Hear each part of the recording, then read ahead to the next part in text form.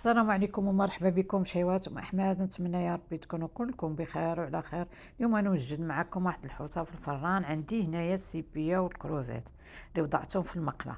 غنضيف اليوم تحميره، كنضيف البزار، كنضيف خرقوم، كنضيف الكمون، وكنضيف قزبر يابس، كنضيف شويه الملحه، وكنضيف القزبر ومعدنوس، وكنضيف زيت العود. هنايا عندي مطيشه اللي حكيت هي باش غندير الشرموله ديال الحوت، باش نشرمل الحوته. ضفت لها القزبر ومعدنوس،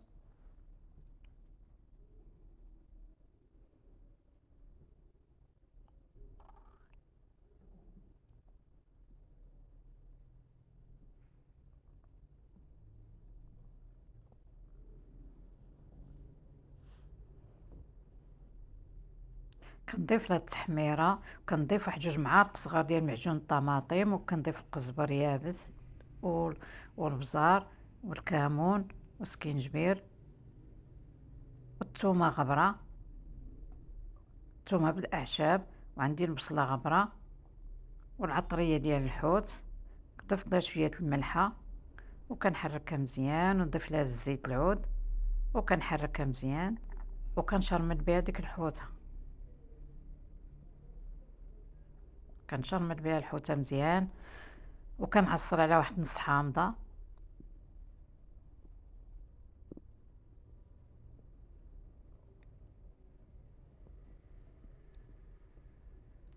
عندي ديك الحوته وضعت فيها القزبر ومعدنوس في القلب ديال الحوته،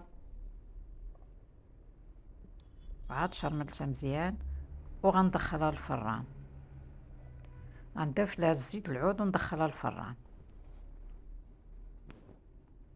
وهذيك الشرموله اللي بقات ليا كنضيفها في ديك المقله اللي دايره فيها الكروفيت والسيبيه.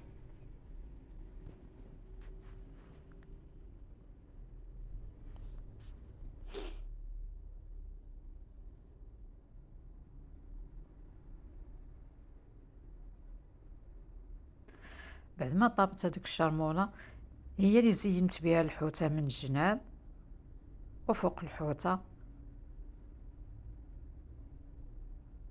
وزينتها بدوائر ديال الحامض وخيزو مقطع طريفات صغار،